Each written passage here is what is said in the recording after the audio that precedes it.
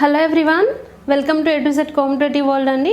So ఈరోజు మనం శ్రీమద్ భాగవతంలో భాగంగా యదువంశం ఒక చరిత్రను, అలాగే శ్రీకృష్ణుని చరిత్ర, నారదుడు కంసుని మనసును విరుచుట, అలాగే రాక్షసుల యొక్క పన్నాగాలు, బలరామకృష్ణుల యొక్క జననాల గురించి మనం ఈ వీడియోలో తెలుసుకుందామండి. ముందుగా యయాతి మహారాజు పెద్ద కొడుకు యదువు. ఈయనకు సహస్రజిత్తు, క్రోష్టువు, నలుడు, రిపుడు అని నలుగురు కొడుకులు. ఈ వంశీయుడైన కార్తవీర్యార్జునుడి కథ విన్నారు కదా. సో పరశురాముని క్రోధాగ్నికి ఆహుతి కాకుండా ఆయన కొడుకులలో 5 బ్రతికి వంశాభివృద్ధి చేశారు. ఆ వంశంలో పుట్టినటువంటి భోజుని పేర భోజవంశం వృద్ధి పొందింది. వృష్ణి పేర వృష్ణి వంశం వృద్ధి చెందింది. వీరిలో శిని కుమారుడు సాత్యకి. ఈ వంశంలో పుట్టిన ఉగ్రసేనుని కూతురు దేవకిని వసుదేవుడు వివాహం చేసుకున్నాడు. వసుదేవుడు సూరసేనుని కొడుకు. సూరసేనుని పుత్రి కుంతి. ఈమె కుంతి భోజుని దత్తపుత్రి అయి పాండురాజును పెళ్లి చేసుకుంది. వసుదేవుని భార్యలలో రోహిణికి బలరామ, గద, సారణి, దుర్మదాదులు 12 కలిగారు. అలాగే మిగిలిన భార్యలకు కూడా కుమారులు కలిగారు. దేవకీ వసుదేవులకు శ్రీమన్నారాయణుడు కృష్ణుడై పుట్టాడు. ఆయన అనంతరం మీ మామగారు సుభద్ర పుట్టింది. రాజేంద్ర, ఇది యదువంశ గాథ. ఈ వంశీయుడైన వాసుదేవుని స్మరించి ముందుకు సాగుదాం అని సుఖమహర్షి పరీక్షిత్తు మహారాజుకు తెలియచేశారు. భాగవత కథాశ్రవణ పారాయణుడైన పరమ భాగవతోత్తముడు పరీక్షిన్ మహారాజు కథాకథన దక్షుడైన సుఖయోగీంద్రునకు నమస్కరించి వినయ వినమిత శీర్షంతో, వ్యాసనందన, ఇంతవరకు మీరు సూర్యచంద్ర వంశాల చరిత్రలు వినిపించారు. పురుషోత్తముడైన నారాయణుడు యదువంశంలో ప్రభవించి నడిపించిన విశేషాలు సమగ్రంగా వినిపించండి. ఆయన అనుగ్రహం వల్లనే నేను రక్షణ పొంది ఈ జీవితం సాగించగలిగాను. ఆ జగద్రక్షకుని గాథ మీ నోటి వెంట వింటుంటే అన్నపానాల మీదకు దృష్టి పోదు. గాథ పవిత్రం, మీ వాక్కు పరమ గంభీర మధురం. నా జన్మ చరితార్థం కావడానికి ఇంతకంటే ఏం కావాలి అని అర్థించాడు. చిరునవ్వు జల్లుల మోముతో సుఖయోగీంద్రుడు, రాజా, మహా crack APPSC and TSPSC with India's largest learning platform. Get plus subscription and access unlimited live and recorded courses from India's best educators. Everyone please subscribe unacademy. APPSC and TSPSC presents Telangana specific batch course for all TS competitive exams అండి. So ఇక్కడ మీకు already ఈ session అనేది May 11th start అయింది. So Mohan Banerjee sir Telangana economy and MD Akbar sir Telangana history and Praveena Mekala ma'am Telangana polity and Balaji sir current అఫైర్స్ని deal చేస్తారండి. So ఎవరైతే తెలంగాణ స్టేట్కి సంబంధించినటువంటి అన్ని కాంపిటేటివ్ ఎగ్జామ్స్కి ప్రిపేర్ అవ్వాలనుకుంటున్నారో so please utilize this opportunity అండి. APPSC and TSPSC full length mock test అండి. సో ఈ టెస్ట్ ఏంటంటే 150 minutes ఉంటుంది. మీకు ఫ్రీ స్కాలర్షిప్ టెస్ట్ అండి ఇది. So each paper consist 150 questions అండి. సిలబస్ వచ్చేసి arithmetic ability and test of reasoning, general studies అండి. సో ఇక్కడ మీకు వచ్చినటువంటి మార్క్స్ని బేస్ చేసుకుని ర్యాంక్స్ ప్రొవైడ్ చేస్తారు. ఆ ర్యాంక్స్ని బేస్ చేసుకుని ప్లస్ సబ్స్క్రిప్షన్ మీకు డిస్కౌంట్ అనేది ప్రొవైడ్ చేస్తారు. So today afternoon 2 PM session ఉంది. So everyone utilize this opportunity. 1 subscription to unlock everything in APPSC and TSPSC అండి. సో ఇక్కడ మీకు ప్లాన్స్ ప్రొవైడ్ చేయడం జరిగింది. 1 month and 3 months and 6 months and 12 months and 24 months. So current price ఇలా ఉందండి. So మీరు 10% డిస్కౌంట్ని పొందడం ద్వారా ఈ టైప్ ఆఫ్ కాస్ట్ మీకు పడుతుంది. So please use code A2Z2022. So you will get 10% discount అండి. సో లింక్ అనేది మీకు డిస్క్రిప్షన్లో ప్రొవైడ్ చేయడం జరిగింది. విష్ణువును స్మరించి ఆయన కథలు వినడం, ఆయన యందే మనసు లగ్నం చేయడం కంటే మానవ జన్మకు మరో అవసరం లేదు. ఆ నారాయణుడు కృష్ణావతారం ధరించి నడిపించిన లీలలు వినిపిస్తాను, సాదరంగా వినుము. శ్రీ సుఖమహర్షి రామచరిత్రను వినిపించిన తరువాత శ్రీకృష్ణుని గురించి చెప్పడం ప్రారంభించాడు. పాండవ పౌత్ర, కొద్ది కాలం క్రితమే రాజలాంఛనాలు ధరించిన రాక్షస యోధులు వసుధాతలాన్ని ఆక్రమించి ధర్మాన్ని తారుమారు చేశారు. భూమాత వారి అధర్మ భారాన్ని మోయలేక దుఃఖిస్తూ బ్రహ్మ వద్దకు పోయి విలపించింది. బ్రహ్మ కూడా ఆమె దీనగాథను విని కర్తవ్యం బోధపడక ఆమెను తీసుకుని శ్రీహరి వద్దకు పోయి భూమాత తన కష్టాన్ని తెలియచేసింది.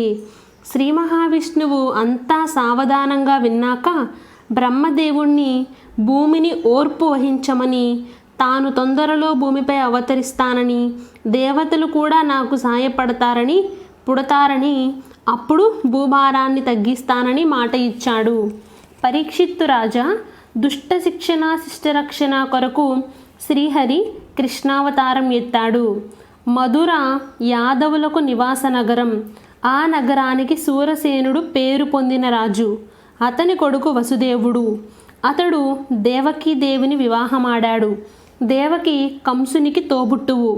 ఒకనాడు కంసుడు తన రథంపై దేవకిని వసుదేవుని ఎక్కించుకుని తీసుకుని వెళుతుండగా ఆకాశవాణి, దేవకి అష్టమ గర్భంలో పుట్టినవాడే నిన్ను సంహరిస్తాడని బిగ్గరగా 3 సార్లు పలికింది. ఆ మాటలు విన్న కంసుడు భయంతో భీతి చెంది వెంటనే కత్తి చేతపట్టి దేవకీదేవిని చంపబోయాడు. అప్పుడు పక్కనే ఉన్న వసుదేవుడు, బావా కంస, అష్టమ గర్భం అంటే 8వ సంతానం, ఎందుకు అంత తొందరపడతావు అని కంసుని శాంతపరిచి దేవకిని చంపకుండా ఆనాటికి నివారింపచేశాడు. కంసుడు తనకు మృత్యు భయం లేకుండా ఉండేందుకు ఒక నియమాన్ని ఏర్పాటు చేశాడు. దేవకి వసుదేవుల్ని గృహ నిర్బంధంలో ఉంచి దేవకి ప్రసవించిన ప్రతి బిడ్డను తనకు అప్పగించే విధంగా ఏర్పాటు చేసుకున్నాడు. కొంతకాలానికి దేవకి 7వ గర్భం దాల్చింది. భగవంతుని ఆజ్ఞానుసారం యోగమాయ ఆ గర్భాన్ని వసుదేవుని మొదటి భార్య రోహిణీదేవి గర్భంలో నిలిపింది. దేవకి గర్భాన్ని పోగొట్టుకుందని ఒక వార్త కంసునికి చేరింది. కానీ రోహిణి మాత్రం కొంతకాలానికి ఒక మగ శిశువును కన్నది. అతడే బలరాముడు. ఒకరి గర్భాన్ని మరొకరికి సంక్రమింప చేయడం వల్లే బలరామునికి సంకర్షణుడు అనే పేరు కూడా వచ్చింది. ఈ విధంగా శ్రీకృష్ణ పరమాత్మ ఈ జగతిపై జన్మించాడు అని సుఖమహర్షి తెలిపాడు. ఒకనాడు నారదుడు కంసుని వద్దకు వెళ్ళి మాటలలో మాటగా విష్ణువు మాయావి అని, కంసుడు కాలనేమి అనే రాక్షసుడి అంశతో జన్మించాడు అని చెప్పాడు. 8 అంటే తొలుచూలు నుంచా, మలిషూలు నుంచా, కడచూలు నుంచా? అందువలన ఏ సంతానాన్ని నమ్మడానికి వీలు లేదు. ఎందుకంటే పుట్టబోయేవాడు మాయావి అయిన విష్ణువు. అందు జాగ్రత్త పడకపోతే ముంచుకు వస్తుంది ముప్పు అని చెప్పి మెల్లగా జారుకున్నాడు నారదుడు. ఆ మాటలకు కంసుడి మనసు విరిగిపోయింది.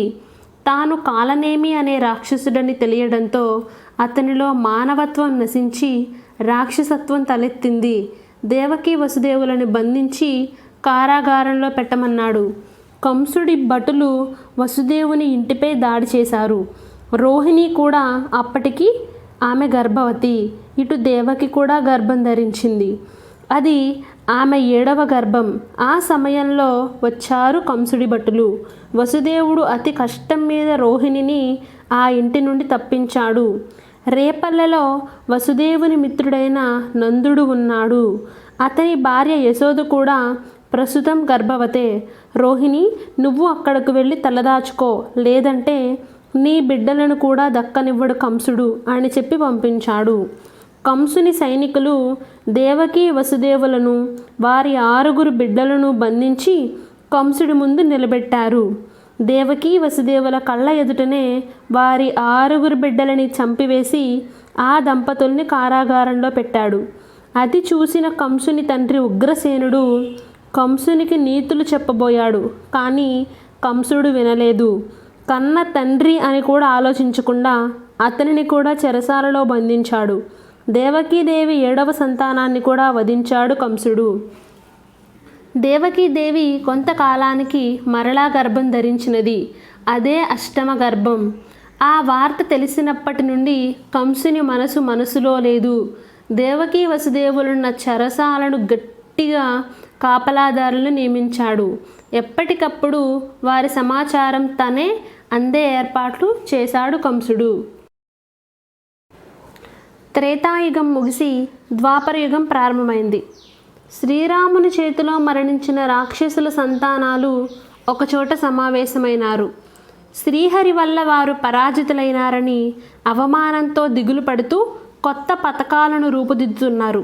ఆ సభలో ఆసీనులైన రాక్షస వీరుల్లో కొంతమంది తమ తమ రాక్షసంశల్ని ద్వాపరంలో శ్రీ మహావిష్ణువును వ్యతిరేకించే రాజుల్లో ప్రవేశపెట్టి తమ ఆధిక్యతను చాటుకోవాలనుకున్నారు. రాక్షసులుగా పుట్టి శ్రీహరిని జయించలేకపోతున్నాం కాబట్టి ద్వాపరంలోని రాజులలోనూ మన రాక్షస కృత్యాల వైపు ఆసక్తి పెంచుకునే విధంగా వారి మనసుల్ని ఆక్రమించుకొని వారి చేతనే శ్రీహరిని ఓడించాలి అని తీర్మానించారు. ఈ పథకానికి రాక్షసులందరూ తమ అంగీకారాన్ని తెలిపారు.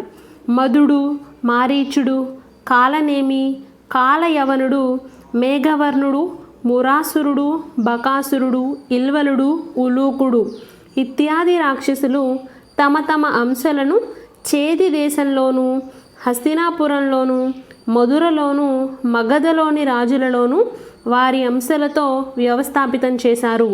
ఈ విషయం ఇంద్రుని ద్వారా శ్రీహరికి తెలిసింది. ఇంద్రాది దేవతలు శ్రీహరి వద్దకు వచ్చి ద్వాపరంలో మమ్ములను రక్షించవలసిన బాధ్యత మీదే అని పరిపరి విధాలా స్తుతించాడు.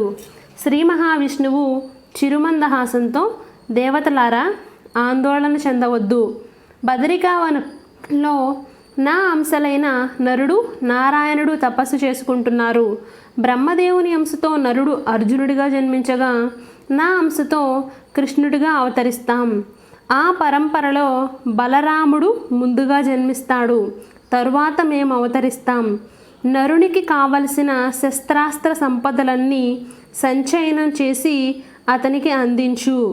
భూమిపై ధర్మాన్ని నిలబెట్టే యజ్ఞాన్ని మేము కొనసాగిస్తాం అని వారందరికీ తెలియజేశాడు శ్రీ మహావిష్ణువు. దేవతలందరూ కొంత స్థిమితపడి స్వర్గానికి పోయి రాక్షస భారాన్ని తగ్గించుకోవడానికి అవసరపడే వనరుల్ని సమీకరించడం ఆరంభించాడు బ్రహ్మదేవుడు. మహావిష్ణువు ఆనతి ప్రకారం దిక్పాలకురంతా తమ తమ అంశాలతో పాండవులుగా పుట్టారు. మహాలక్ష్మి రుక్మిణీదేవిగా, వైకుంఠవాసులంతా గోపకులుగా జన్మించారు. గోలోకం గోకులంగా అవతరించింది. ఆదిశేషు బలరామునిగా జన్మించాడు. ఇంకా అనేక మంది వైకుంఠవాసులు భూలోకంలో శ్రీహరిని సేవించడానికి పుట్టడానికి సిద్ధంగా ఉన్నారు. ఇది శ్రీ మహావిష్ణువు రాకకు ముందు నేపథ్యం. భాద్రపద మాసం అష్టమి శుభముహూర్తంలో మాయా సంకర్షితుడైన బలభద్రుడు అవతరించాడు.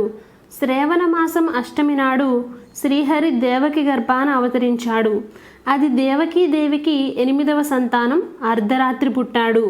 తెల్లవారితే కంసునికి అప్పగించాలి ఎలా అని ఆలోచించి ఆ నల్లనయ్యను ఎత్తుకుని గృహ నిర్బంధం నుండి బయటకు అడుగుపెట్టాడు వసుదేవుడు. కారాగారం సంకెళ్ళు వాటంతట అవే విడిపోయినవి. కావలి వాళ్ళు ఒళ్ళు తెలియని నిద్రలో ఉన్నారు. పురవీధుల్లో పడి నడుస్తూ యమునా తీరానికి చేరుకున్నాడు వసుదేవుడు. ఆ మహానది తక్షణం నల్లనయ్యకు స్వాగతం పలుకుతూ ప్రవాహ వేగాన్ని తగ్గించుకుని దారి ఇచ్చింది. వసుదేవుడు ఆశ్చర్యపడుతూ నందుని ఇంటికి చేరుకున్నాడు. అక్కడ యశోద పక్కలో కృష్ణయ్యను పడుకోబెట్టి అప్పటికే అక్కడ జన్మించిన యోగమాయను ఎత్తుకొని తెల్లవారక ముందే దేవకి వద్దకు వచ్చి యోగమాయను దేవకి పక్కలో పడుకోబెట్టాడు. కొద్దిసేపటికి ఆ బాల శిశువు పెద్ద గొంతుతో ఏడ్చి భటుల్ని నిద్ర నుండి మేల్కొల్పింది. ఆ వార్త కంసుని చెవిలో వేశారు భటులు. చరచరా అడుగులు వేస్తూ కారాగార గృహంలోకి అడుగులు పెట్టాడు కంసుడు. దేవకి అన్నగారిని చూసి హడలిపోయింది. అన్నయ్య, ఈ బిడ్డ స్త్రీ శిశువు అని చెప్పి చంపవద్దని బతిమాలుకుంది. ఆకాశవాణి చెప్పిన ప్రకారం అష్టమ గర్భంలో ఉదయించిన వాడు తనకు మరణకారకుడని ఆడ అయినా మగ అయినా ఏ శిశువైతేనేం తనకు ప్రాణహాని కలిగిస్తాడు. ఆ బిడ్డను అందుకొని గాలిలోకి విసిరాడు. అంతే, ఆ బిడ్డ తిరిగి నేల మీద పడలేదు. ఆకాశంలోనే యోగమాయ రూపాన్ని ధరించింది. వెర్రి కంస, నన్నే చంపదలిచావా? నిన్ను చంపేందుకు పుట్టవలసిన వాడు రేపల్లెలో పుట్టాడు. నీ ఆయువు తరుగుతోంది అని హెచ్చరిక చేసి అదృశ్యమైపోయింది.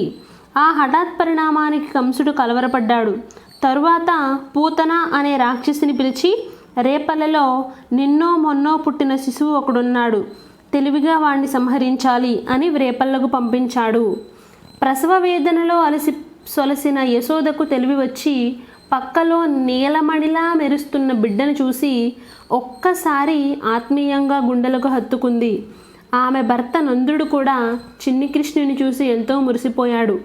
పురుడు పోసిన మంత్రసానులకు మాత్రం పుట్టినప్పుడు ఆడ శిశువు కదా, మరి ఇప్పుడేమో మగబిడ్డ ఉన్నాడేమిటి అని మనసు లోపలే అనుకున్నారు, కానీ పైకి చెప్పలేదు. నందుడు మహదానందంతో జాతక కర్మాది కార్యక్రమాలన్నీ చేయించాడు. నల్లని కాంతులు వెదజల్లుతున్నాడు కాబట్టి కృష్ణుడు అన్న పేరుని ముద్దుగా పెట్టుకున్నారు ఆ చిన్నారికి. ఫ్రెండ్స్, ఇది శ్రీకృష్ణుని యొక్క జననం. సో నెక్స్ట్ వీడియోలో మనం శ్రీకృష్ణుడు రేపల్లెలో ఏ రాక్షసుల్ని సంహరించాడు తదితర వివరాలను తెలుసుకుందాం. ఈ వీడియో మీకు నచ్చితే లైక్ చేయండి, షేర్ చేయండి. తప్పకుండా మీ ఒపీనియన్ని కామెంట్ సెక్షన్లో కామెంట్ చేయండి. Thank you for watching this video.